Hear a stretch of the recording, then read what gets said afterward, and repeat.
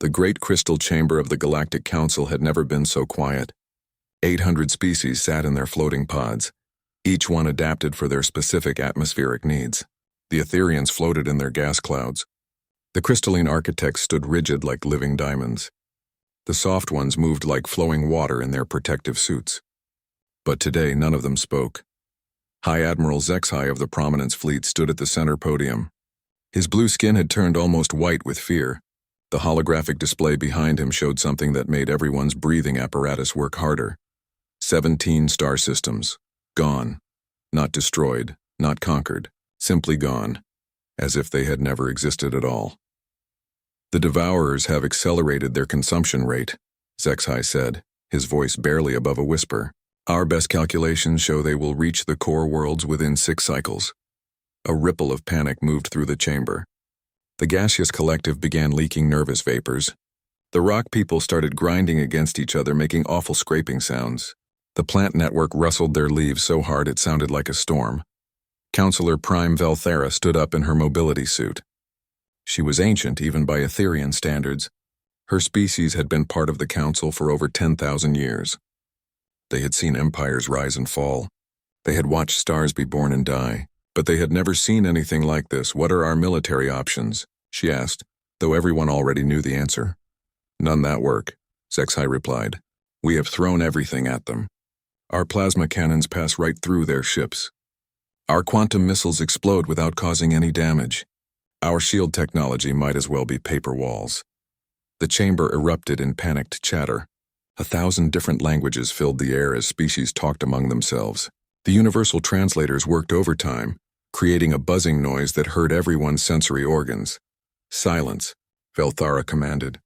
Her voice boomed through the chamber's amplifiers. Panic will not save us. We need solutions. Dr. Clix of the Science Collective stepped forward. He was a thin, insect-like being with compound eyes that never stopped moving. We have been monitoring communication signals from across the galaxy, looking for any technology or knowledge that might help us. And? Velthara asked. We found something strange. Very strange. Clix activated his own holographic display. There is a region of space we have never explored. We marked it as uninhabitable long ago. Deathworlds, planets with gravity so strong they would crush most of us. Atmospheres full of poison. Weather that could kill with a single storm. The chamber fell quiet again. Everyone knew about the Deathworld sectors. They were marked on every galactic map with warning symbols. No civilized being would ever try to live there. What did you find? Zexai asked. Signals. Organized signals.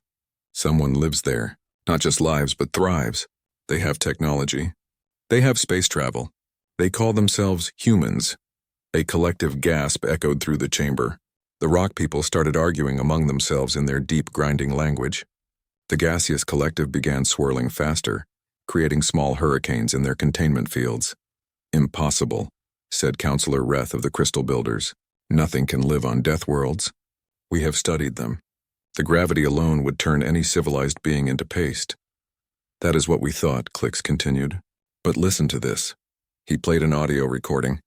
Strange sounds filled the chamber. The universal translators worked for a moment, then produced text on everyone's screens. This is Captain Rodriguez of the Earth vessel Defiant. We have encountered hostile forces near the asteroid belt. Requesting immediate backup. We are taking heavy fire but will hold position. Note the lack of panic in his voice, Clix said. Then listen to this, recorded 3 hours later. Another voice came through the speakers. This one sounded tired but not afraid. This is Rodriguez again. Hostile forces have been neutralized. We lost the port engine and took hull damage, but the crew is intact. Heading home for repairs, the chamber was silent. Every being in the room was trying to understand what they had just heard. Most species would have evacuated at the first sign of hostile contact. The idea of staying to fight, especially when taking damage, was completely foreign to them. There is more, Clix said. We intercepted thousands of these transmissions. They speak of battles that would terrify our best warriors. They mention surviving in environments that would kill us in seconds. They discuss hunting creatures that could eat our largest battleships. What kind of creatures? Asked Velthara. According to their transmissions, their homeworld contains predators that hunt in packs, creatures with acidic saliva, animals that can break their bones with a single bite. And yet these humans hunt them for food and sport. The plant network started rustling again. The soft ones began making distressed gurgling noises. The very thought of willingly encountering dangerous creatures was beyond their understanding. They cannot be that advanced, Counselor Reth insisted. Deathworld species are always primitive. The harsh environment prevents technological development. Clix's compound eyes focused on the crystal counselor. Our deep space sensors detected energy signatures from their region. Nuclear fusion, antimatter containment, quantum field manipulation. They are not primitive, but how is that possible? Zexai asked. Every model shows that harsh environments slow technological progress. Species must spend all their time surviving instead of advancing. Perhaps, Dr. Click said slowly.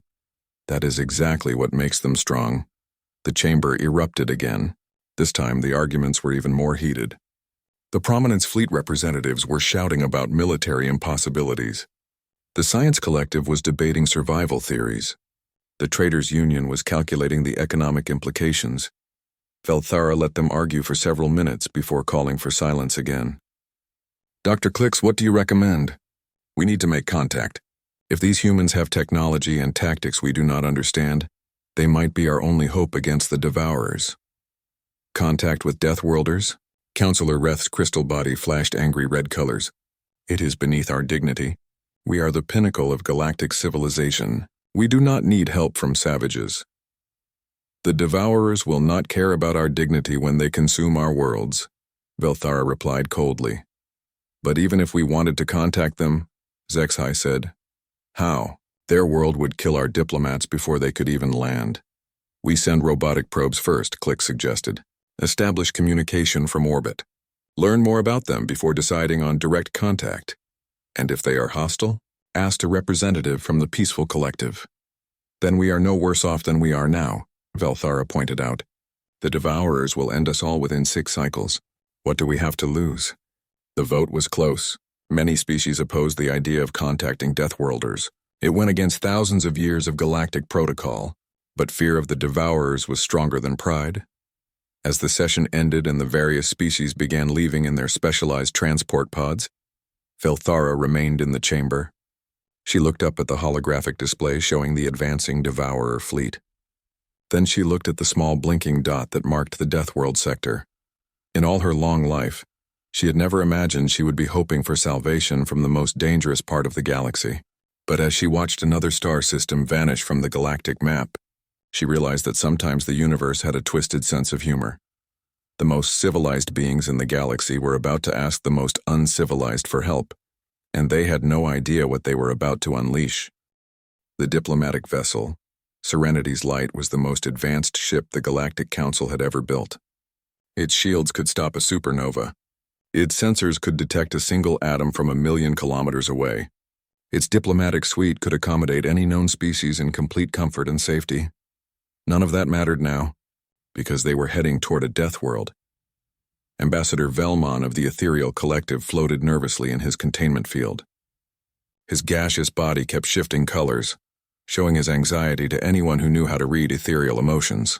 Beside him, Dr. Clix checked his instruments for the 100th time since they had entered the Sol system. Gravity readings are confirmed, Clix announced. The third planet has gravity 2.3 times galactic standard.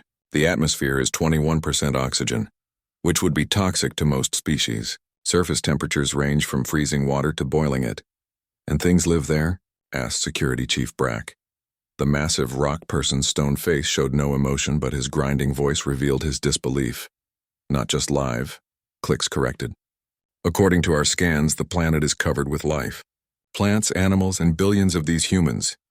Ambassador Velmon tried to compose himself. He had been chosen for this mission because of his calm nature and diplomatic experience. But nothing in his training had prepared him for this situation. Have they responded to our communication attempts? He asked. Yes, replied Communications Officer Dex. The insect-like being's antennae were twitching rapidly, but their response was unusual. How so? They asked us if we needed medical assistance. The bridge fell silent. In all the scenarios they had planned for, hostile responses, demands for tribute, even attempts to worship them as gods. But medical assistance? Did they think we were in distress? Velmon asked, apparently. When we explained we were a diplomatic mission, they seemed excited. They invited us to land on their planet. Impossible, rumbled Brack. No sane being invites strangers to land on their homeworld without extensive security checks. These are Deathworlders, Clix reminded them. Perhaps their definition of sane is different from ours. The ship's AI announced their arrival at Earth orbit.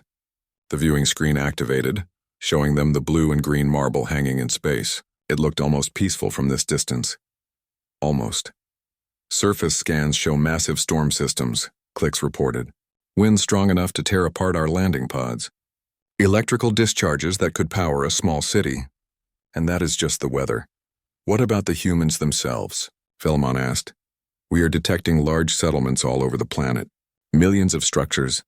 They seem to have adapted to every environment on the surface, including areas we would consider completely uninhabitable. Show me, the ambassador ordered. The viewing screen switched to surface scans. The delegation watched in amazement as images appeared of human cities. Some were built in deserts where the heat would cook most galactic species. Others sat in frozen wastelands where the cold would freeze their internal fluids solid.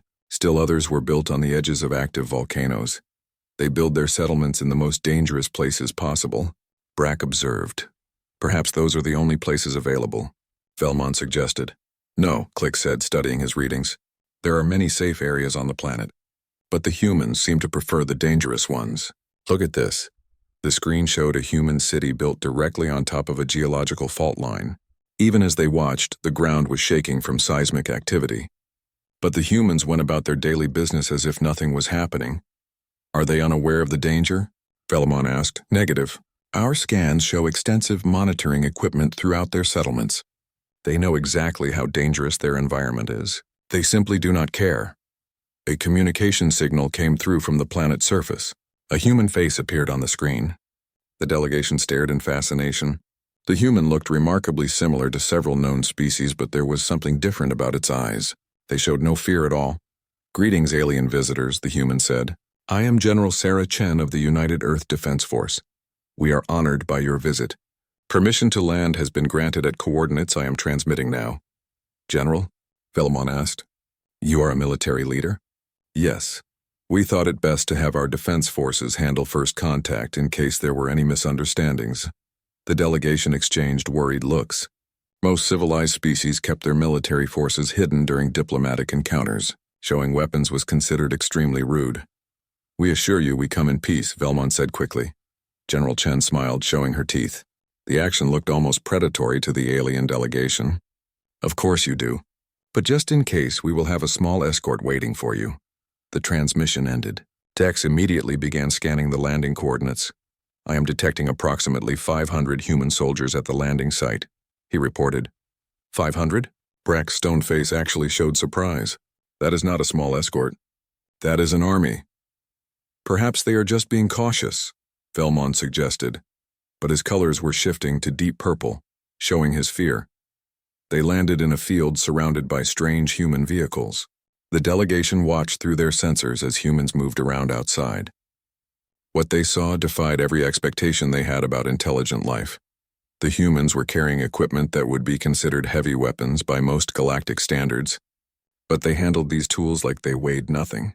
Some humans were lifting metal objects that should have required mechanical assistance. Others were running across the field at speeds that would be dangerous for most species. Their physical capabilities are off the charts, Clix reported. Individual humans are showing strength levels equal to our mechanical loading equipment. General Chen approached their ship. She was not wearing any kind of protective suit, despite the fact that the local atmosphere would kill most galactic species in minutes. This is General Chen. We have established a safe meeting zone inside that building. She pointed to a nearby structure. The atmosphere inside has been adjusted to match what our computers think you might need. Velmon made the decision to exit their ship. The diplomatic protocol required it, even though every instinct screamed at him to flee. They traveled to the building in their protective suits and life support systems. Inside, they found a remarkable sight. The humans had somehow created a perfect diplomatic environment. The atmosphere was adjusted for each species. The gravity was reduced to comfortable levels.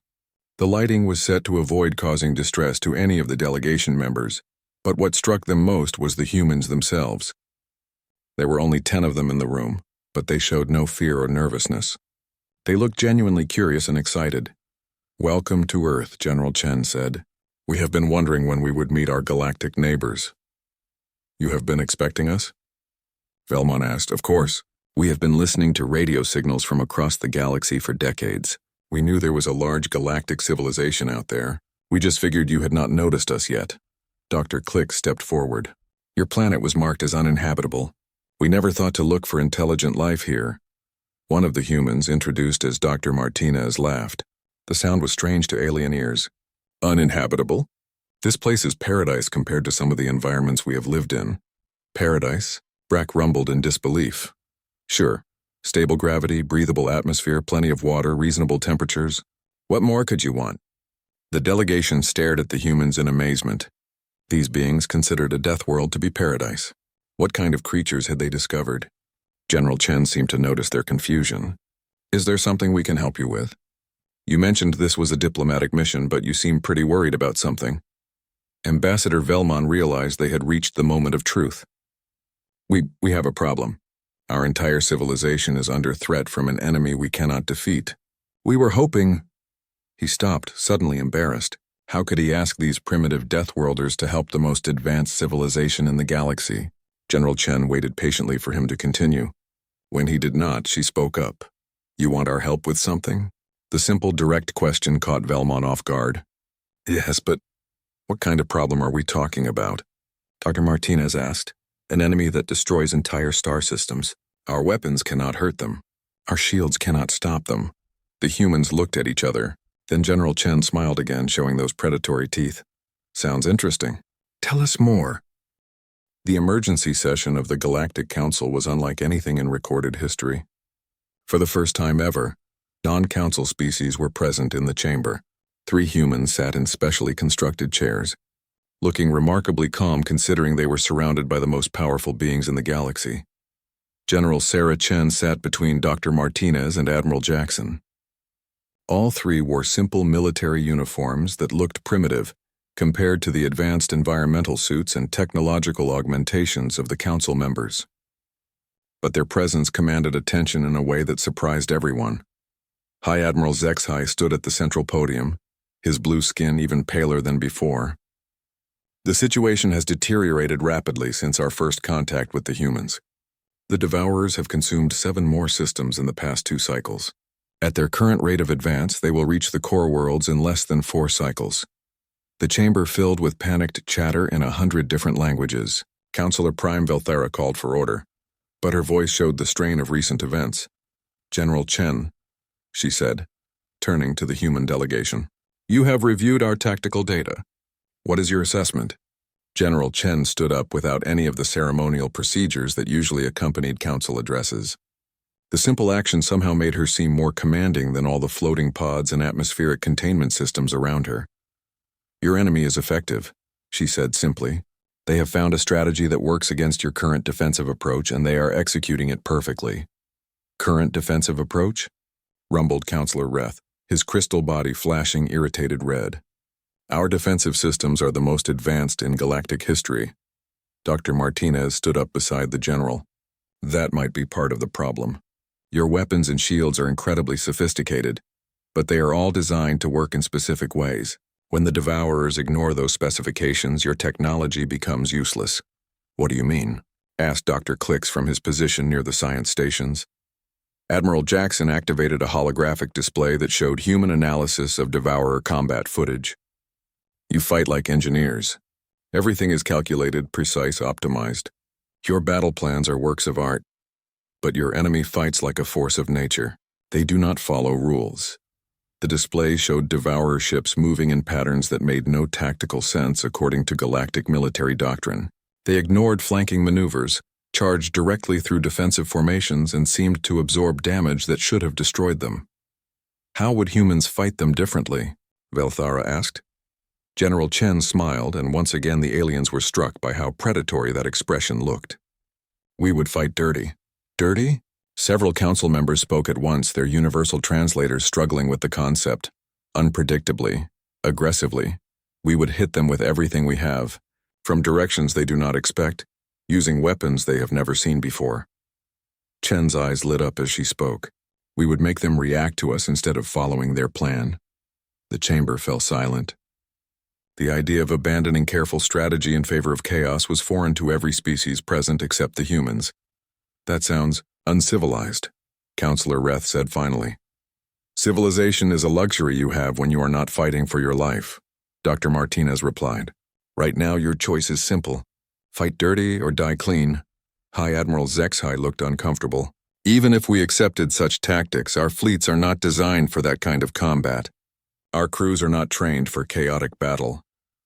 Then let us handle it, Admiral Jackson said quietly. The statement hit the chamber like a physical blow. The silence was so complete that the only sound was the humming of life support systems. You? Velthara's gaseous form was shifting rapidly through colors that showed complete shock. You would fight the Devourers for us? Why not? General Chen shrugged as if volunteering to face certain death was perfectly normal. Sounds like an interesting challenge. Challenge? Security Chief Brack's grinding voice rose an octave. This is not a game. The Devourers have destroyed technologies and civilizations far more advanced than yours. So, Dr. Martinez grinned, we live on a planet that tries to kill us every day. We evolved by fighting creatures that could eat us whole. Our entire history is basically a series of impossible challenges that we solved by being too stubborn to give up. Admiral Jackson pulled up another holographic display. This one showed Earth's history of warfare. The aliens watched in horrified fascination as humans fought each other with everything from sharpened sticks to nuclear weapons. We have been preparing for this kind of fight our entire existence, Jackson explained. Every war we have ever fought has taught us something about defeating superior enemies. But your technology is primitive compared to ours, Dr. Klix pointed out. How could you possibly succeed where we have failed? Because we do not rely only on technology, General Chen said. We adapt. We improvise. We find ways to turn our weaknesses into strengths. She activated her own display, showing human military equipment. To the aliens, it looked crude and brutish compared to their elegant energy weapons and sophisticated defensive systems. Your plasma cannons are more powerful than our kinetic weapons, Chen admitted. But our weapons work by throwing chunks of metal really fast. Simple physics. Hard to defend against because there is no exotic energy signature to disrupt. Your shields can stop any energy attack, Dr. Martinez added, but they are not designed to handle multiple simultaneous impacts from solid projectiles, especially when those projectiles are nuclear warheads. The aliens stared at the humans in shock. Nuclear weapons were considered barbarically primitive by galactic standards. Most species had abandoned them thousands of years ago in favor of cleaner energy weapons. You still use nuclear weapons? Velthara asked in disbelief. We use whatever works, Admiral Jackson replied. Nuclear weapons, kinetic impactors, chemical explosives, biological warfare, cyber attacks, psychological warfare. We do not limit ourselves to elegant solutions. That is horrifying, whispered Counselor Reth. That is survival, General Chen corrected. And right now, survival is what you need. High Admiral Zexhai looked around the chamber, seeing fear and desperation in every face. What would you need from us? Transport, Admiral Jackson said immediately. Our ships are fast enough for interplanetary travel, but we need your faster-than-light technology to reach the combat zone. Intelligence, Dr. Martinez added. Everything you know about Devourer capabilities, tactics, and technology. And freedom to operate, General Chen finished. No interference, no second-guessing. No demands that we follow galactic military doctrine. The council members looked at each other uncertainly. Giving primitive Deathworlders complete tactical freedom went against every principle of civilized warfare. The cost could be enormous, Velthara said slowly. Human casualties could number in the millions. General Chen's expression grew serious for the first time since entering the chamber. Counselor, human casualties already number in the billions. We lose more people to natural disasters, diseases, and accidents every year than most of your species have in their entire populations. Death is not something we fear. It is something we live with. But why would you risk your lives for strangers? Asked a representative from the peaceful collective. What do you gain from this? The three humans looked at each other and smiled. For the first time, the aliens saw something in their expressions that was not predatory or frightening. It was simple, genuine kindness because you asked for help. Dr. Martinez said simply. Because it is the right thing to do, Admiral Jackson added. And because General Chen said with that terrifying smile returning. We really want to see what happens when an unstoppable force meets something too stupid to get out of the way. The vote was not even close. For the first time in galactic history, the Council unanimously approved a military alliance with a non-member species.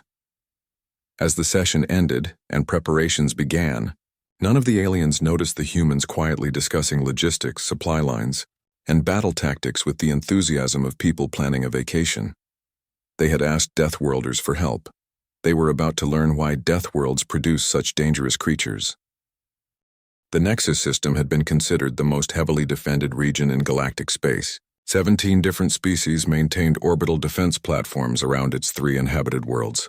Energy shields that could stop a supernova blast surrounded each planet. The combined fleet stationed there represented the military might of half the galaxy. None of it mattered when the Devourers arrived. Admiral Kethvar of the Combined Defense Fleet watched from his flagship as the enemy emerged from hyperspace. The Devourers came not as ships but as living masses of dark matter and energy that defied every law of physics the galaxy understood. They moved like storms made of metal and malice, consuming everything in their path. All defense platforms. Open fire, Kethvar ordered. The space around Nexus lit up like a star as thousands of plasma cannons, quantum disruptors, and gravitational weapons unleashed their fury. The energy discharge was so massive it could be seen from neighboring systems. It did nothing. The Devourer swarm absorbed the attacks and continued forward. Their response was swift and terrible. Dark energy tendrils reached out and simply erased 3 defense platforms from existence. Not destroyed, not damaged, erased. Retreat to secondary defensive positions, Kethvar commanded, his voice heavy with despair. It was the same order given at 17 other systems. The same futile gesture before inevitable defeat, but this time something was different. Admiral, his communications officer called out. I am receiving a transmission from an unknown fleet. They are requesting permission to enter the combat zone. Unknown fleet? Kethvar looked at his tactical display. I see nothing. They are coming from the galactic rim, sir. Small ships moving at incredible speed. Before Kethvar could respond, space around the Nexus system suddenly filled with new contacts. Ships unlike anything in the galactic database appeared as if from nowhere. They were small, ugly, and built like flying fortresses rather than the elegant vessels preferred by civilized species. This is Admiral Jackson of the Human Expeditionary Force. A voice came through the communications system. We are here to assist in the defense of this system. Kethvar stared at his screens in disbelief. The human ships were heading directly toward the Devourer swarm at speeds that should have torn them apart. Worse, they were accelerating. Human vessels, you are flying directly into the enemy formation. Kethvar transmitted. Recommend immediate evasive maneuvers. Negative, Admiral, Jackson replied calmly. We see them just fine. Beginning attack run. What happened next would be talked about in military academies for thousands of years. The human ships did not slow down as they approached the Devourers. They did not attempt to maintain safe distances or execute careful flanking maneuvers. Instead, they charged directly into the heart of the enemy formation like bullets fired from a gun. The Devourers, perhaps confused by this suicidal tactic, attempted to respond with the same energy attacks that had been destroying galactic fleets. Dark energy tendrils reached out to erase the approaching humans. The human ships ignored them. Impossible, Kethvar breathed, watching his sensors. The Devourer weapons are making contact, but the human ships are not being destroyed. Sir, his tactical officer called out, the human vessels appear to be heavily shielded but not with energy barriers. They are using physical armor, layers and layers of it. On screen, Kethvar could see human ships taking hits that would vaporize any galactic vessel. The dark energy attacks scorched their hulls, melted their armor, and tore chunks from their superstructure. But the ships kept flying. This is Captain Rodriguez aboard the Defiant. A new voice came through the communications. Taking heavy fire, but we are still operational. Moving to attack position. Kethvar watched in amazement as the human ship, trailing atmosphere and debris from a dozen hull breaches, lined up with a Devourer construct and opened fire. The weapons the humans used were like nothing the galaxy had ever seen. Instead of elegant energy beams, they fired solid projectiles at incredible velocities. Thousands of metal slugs poured from each ship, followed by larger missiles that exploded with primitive but devastating nuclear fire. The Devourers, evolved to absorb and redirect energy attacks, had no defense against simple kinetic impacts. The metal projectiles punched through their dark matter shells and exploded inside their cores. For the first time since the war began, a devourer construct was destroyed. How? Kethavar whispered, but the humans were not finished. As more devourer constructs moved to respond to this new threat, the human fleet began executing maneuvers that defied every principle of space combat. Captain Martinez of the Indomitable deliberately rammed her ship into a devourer construct 3 times her size. The impact should have destroyed both vessels. Instead, the human ship punched through the enemy like a bullet through paper, emerging from the other side damaged but intact. "This is Martinez." Her voice came through communications, sounding almost cheerful despite the fact that her ship was missing its entire front section. "Scratch 1 bogey. Moving to engage the next target." "Captain, your ship is severely damaged," Kethavar transmitted. "You should withdraw for repairs." "Negative, Admiral. We still have weapons and engines. That is all we need." The battle that followed broke every rule of civilized warfare. Human ships fought like wild animals, taking damage that would cripple any other vessel and continuing to attack. When their main weapons were destroyed, they used their secondary systems. When those failed, they rammed enemy targets or detonated their own ships as weapons. Admiral Jackson's flagship, the Thermopylae, lost its entire port side to a devourer energy attack. Instead of withdrawing, Jackson ordered his ship to spin around its axis, using the damaged section as a shield while the intact weapons on the starboard side continued firing. "Human vessels," Kethavar transmitted. "You are taking massive casualties. Request you withdraw to safe distance." "And what casualties?" Jackson replied. "We came here to fight. A little damage is just proof we are doing it right."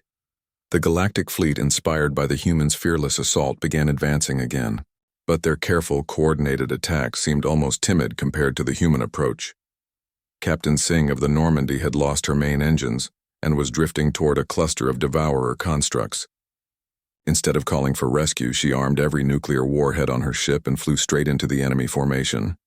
"This is Singh." Her voice came through the communications one last time. "If you are going to kill me, you will have to work for it." The explosion that followed destroyed 6 devourer constructs and created a gap in their formation that the Galactic fleet could exploit. As the battle raged on, the devourers began showing something they had never displayed before: confusion. Their entire strategy was based on enemies that fought predictably, carefully with regard for their own survival. The humans fought like forces of nature, caring nothing for losses and everything for victory. "They adapt too quickly," Admiral Jackson observed, watching devourer formations trying to adjust to human tactics. "Every time they counter one of our approaches, we try something completely different." "Is that not inefficient?" Kethavar asked. "Inefficient?"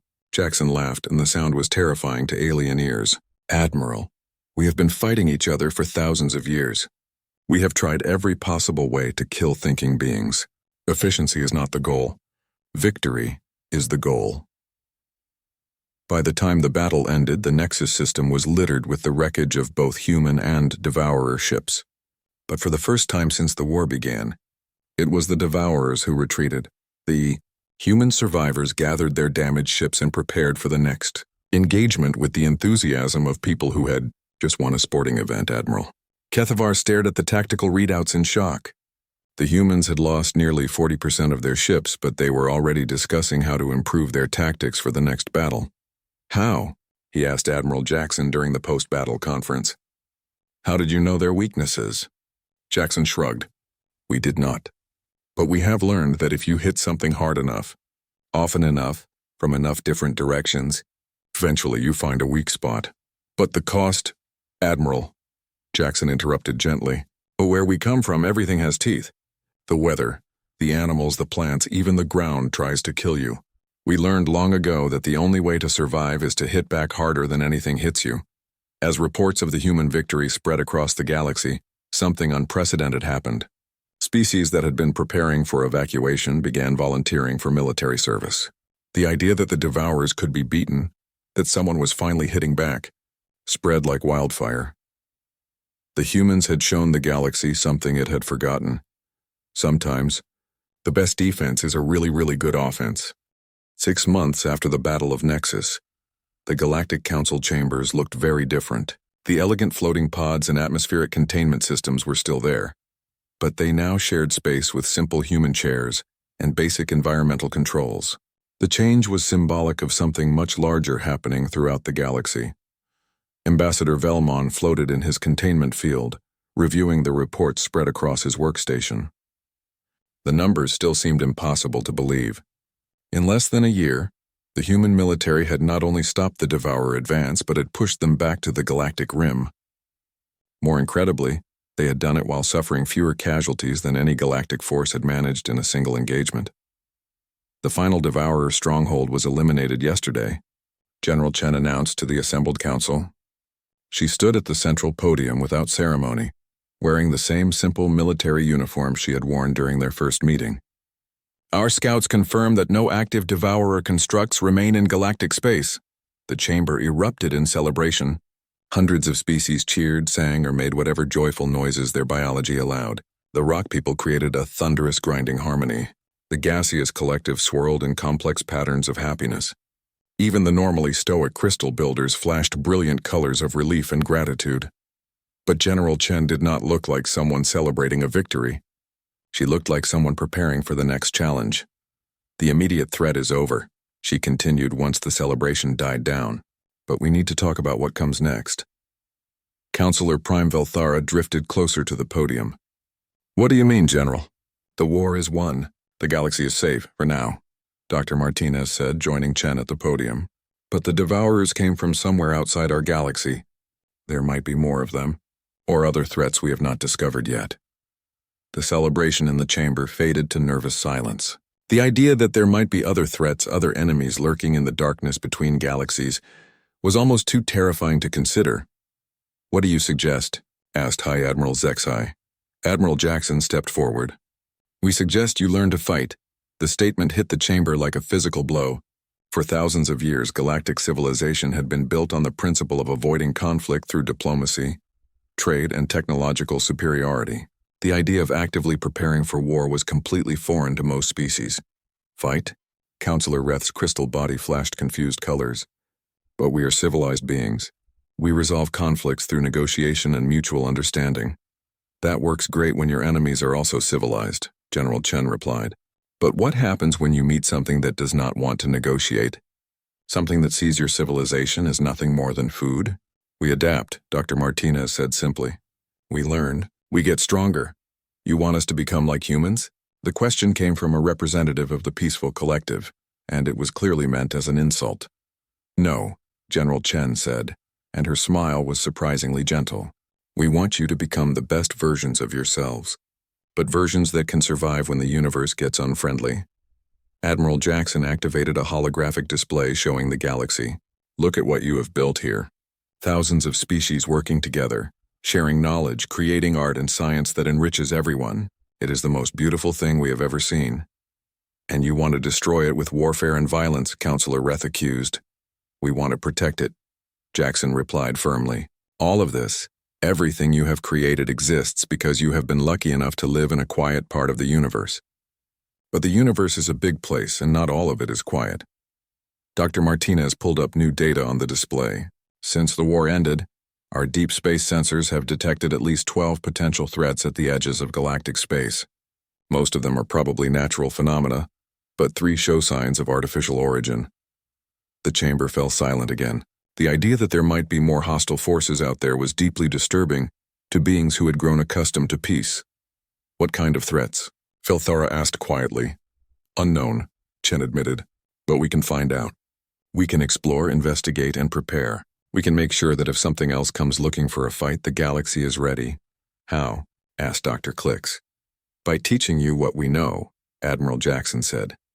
Not just military tactics, but the mindset that goes with them. The ability to adapt, to improvise, to keep fighting even when everything goes wrong. But we are not warriors, protested a representative from the scientific collective. Neither were we. Originally, Dr. Martinez laughed. Humans started as scavengers and plant eaters. But our planet taught us that being peaceful is a luxury you can only afford when you are strong enough to defend that peace. General Chen looked around the chamber, meeting the eyes of representatives from dozens of species. We are not asking you to become violent. We are asking you to become capable of violence when it is necessary. There is a difference? Asked Velthera. All the difference in the world, Chen replied. A violent species attacks first and asks questions later. A capable species prepares for war while working for peace. The debate that followed lasted for hours. Some species were horrified by the idea of militarizing galactic society.